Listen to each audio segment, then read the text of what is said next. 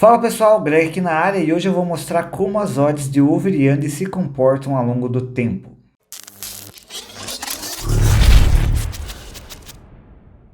Bom, eu tenho certeza que você já ficou observando como as odds de over e under se comportam ao longo do tempo na live de uma partida de futebol. E você obviamente vai perceber que a odd do over ela aumenta ao longo do tempo e a odd do under ela diminui ao longo do tempo. A pergunta é, que jeito, qual é o movimento, qual é a equação que descreve essa queda ou essa subida? E ela não é tão fácil assim quanto parece. Então aqui eu vou trazer várias equações e a gente vai observar qual delas melhor se encaixa no correto movimento de over e under ao longo do tempo. Bom, e a primeira coisa que a gente tem que pensar é como a odd do under e do over elas se comportam nos tempos extremos. O que é o tempo extremo? No tempo igual a zero e no final da partida. Então a primeira coisa que a nossa equação tem que satisfazer é a cotação no tempo igual a zero, quando a partida está para começar, e no tempo t igual a 90 minutos, quando a partida está terminando ou acabou de acabar. Então a nossa equação, a primeira coisa que ela tem que fazer é satisfazer esses dois pontos. A primeira equação que a gente pode pensar é uma equação linear, que ela vai decorrer a odd ou a probabilidade, né, de uma forma linear entre esses dois pontos. Então vamos talvez colocar aqui no Excel para ver como que funciona e ver se ela descreve ou não adequadamente esse comportamento das odds. Eu vou colocar aqui as odds do over, tá? Mas se você for fazer pro under aí na nossa casa, é só você fazer 1 menos a probabilidade do over. Vamos tentar aqui fazer uma equação linear e a gente sabe que uma partida de futebol tem 90 minutos mais acréscimos, mas por simplicidade aqui eu vou considerar 90. Bom, e do vídeo anterior que a gente fez aqui sobre over do modelo de Poisson,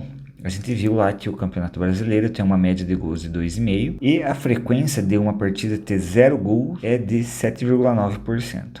Isso dá uma probabilidade de 12,1 de não sair nenhum gol. Agora, a probabilidade de acontecer pelo menos um gol é de 92,1%. Então a gente sabe que na nossa equação, probabilidade de sair pelo menos um gol no tempo t igual a zero tem que ser de mais ou menos 92%. Então eu vou, para arredondar aqui, eu vou colocar 92%. E no tempo t igual a 90 no final da partida, essa probabilidade tem que tender igual a zero. Por quê? Porque quanto menor o tempo, menor é a probabilidade de sair um gol. Então vamos imaginar, a partida está no último segundo. Qual é a chance de sair um gol? A probabilidade ela tem que tender a zero. Então no tempo t igual a zero, ela tem que dar 92%. E no final da partida ela tem que me tender a zero. Então vamos fazer isso aqui. Então aqui linearmente a gente tem essa equação. A probabilidade do over 0,5 é igual ao P0. O que é esse P0? Esse P0 é justamente a probabilidade do over 0,5 no início do jogo. Vezes 1 menos T sobre 90. Então vamos dizer aqui, se a gente colocar o t igual a zero, a gente cancela aquela fração e vai ficar só o P0. Então a probabilidade do over 0,5 vai ser igual ao P0, que é o que a gente quer. E quando a gente colocar tender a 90, aquele fator ali entre parênteses, ele vai tender a zero. Então a probabilidade vai tender a zero também. Vamos plotar isso aqui de 0 a 90 para ver como a probabilidade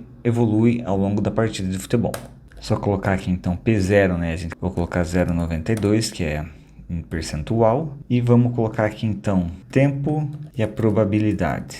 Então a gente vai calcular essa equação para todos esses tempos aqui e vamos ver como que ela vai responder. Essa probabilidade vezes 1 menos o tempo que a gente quer analisar divididos por 90. Beleza? Eu vou travar o B3. E pronto, calculei aqui e está satisfazendo o que a gente queria. A gente queria a probabilidade em zero, que seja a probabilidade original, né? No tempo t igual a zero, seria a odd de fechamento. E quando a partida acabar, a probabilidade tem que tender a zero. Agora deixa eu plotar isso aqui em gráfico. Deixa eu colocar em percentual e vamos plotar o gráfico para ver se faz sentido. Embora a equação esteja satisfazendo o que a gente quer nos extremos, né? São as nossas condições contorno. Vamos ver se isso aqui está funcionando ou não. Então está aqui nossa equação linear. À primeira vista, isso aqui parece que está funcionando.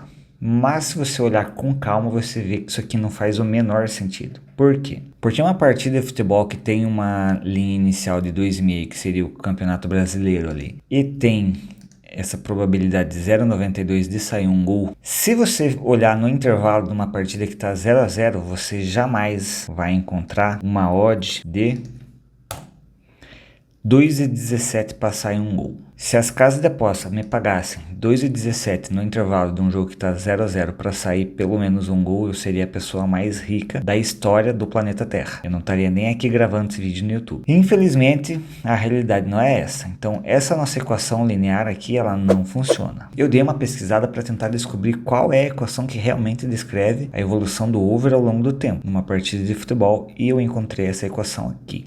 Essa equação é 1 menos o exponencial, fator lambda, vezes o ΔT da partida. O que é o ΔT? O tempo que falta para a partida acabar. Então, no tempo t igual a 0, faltam 90 minutos. No tempo t igual a 90, faltam 0 minutos. Ficou meio confuso, eu vou colocar a equação aqui em cima e a gente vai plotar esse gráfico para ver se faz um pouquinho de sentido. Bom, esse carinha aqui, ele tem uma constante. O que é essa constante? É uma taxa de gols por minuto. Então, se a linha inicial da partida era 2,5, você vai colocar, essa taxa vai ser 2,5 dividido por 90. Se a linha era 3, então você vai colocar 3 divididos por 90. E a gente vai, então, eu vou colocar aqui, essa constante, na verdade, a gente vai chamar de lambda, tá?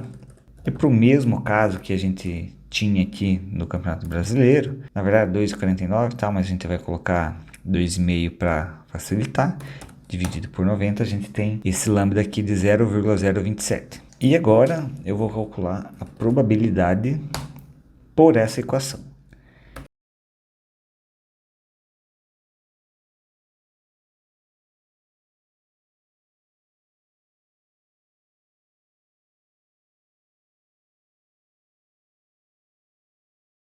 Agora a gente traça o gráfico, a gente calculou aqui para todos os minutos. Vou colocar também em percentual. E agora a gente vai comparar os dois gráficos. Bom, a gente vê que para o tempo t igual a 0 funciona.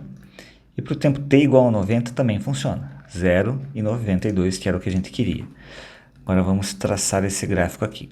Bom, a gente vê um comportamento bem diferente entre os dois extremos. As duas equações satisfazem minha condição de contorno, mas o que eu quero exatamente é que ela descreva corretamente ao longo da partida. Então agora a gente vai ver naquele tempo crucial que era o intervalo. A gente viu claramente que o linear não funcionava. Agora vamos ver aqui essa exponencial, se ela funciona ou não. Então, aqui pela exponencial está dando uma probabilidade de 71% de sair um gol no segundo tempo, se não saiu nenhum gol no primeiro tempo. Então vamos calcular essa odd.